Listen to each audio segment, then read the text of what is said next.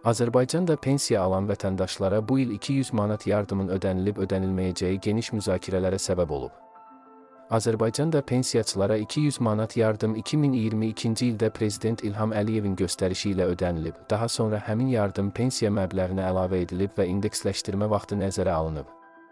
Bəs kari ildə də pensiyaçılar həmin yardımı ala biləcəkmi? Məsələyə münasibət bildirən millət vəkili Vüqar Bayramov Xəbər Az açıqlamasında bildirib ki, pensiyaçılara əlavə pensiya yardımının ödənilməsi ilə bağlı təklif Milli Məclisdə səsləndirilib. Bu istiqamətdə addımlar həm fiskal gəlirlərimizdən, həm də sözsüz indeksləşdirmə nəticəsində pensiyalardakı artım, media artım eyni vaxtda orta pensiya məbləğinin necə dəyişməsi ilə o cümlədən istehlak bazarındakı qiymətlərlə bağlı prosesi nəzərə almaq lazımdır ki, pensiyaçılarının sosial təminatının gücləndirilməsi hər vaxt prioritetdir və Dövlət Sosial Müdafiə Fondu vasitəsilə bu istiqamətə yönəldilən vəsaitlərin həcmində artımlar var. Bu həm pensiya indeksləşdirilməsi, həm də minimum pensiyadakı artımlarla bağlıdır. Bu da nəticə etibarilə dövlət büdcəsinin bu istiqamətə daha çox vəsaitin ayrılmasına labüd edir. 2025-ci ilin dövlət büdcəsindən sosial istiqamətdə 17 milyard manata yaxın vəsaitin ayrılması nəzərdə tutulub.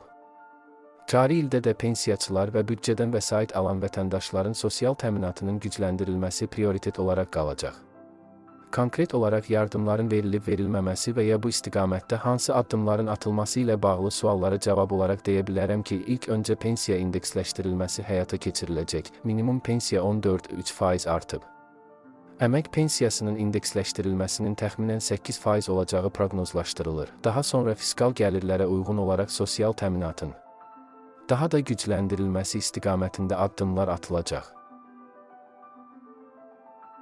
Astara və Leyik dağlarına yığılan bu bal min bir dərdin dərmanıdır. Arıçı daşqının 100% səbi balını əldə etmək üçün ekrandakı nömrə ilə əlaqə saxlayaraq əldə edə bilərsiniz. Çatdırılma pulsuzdur.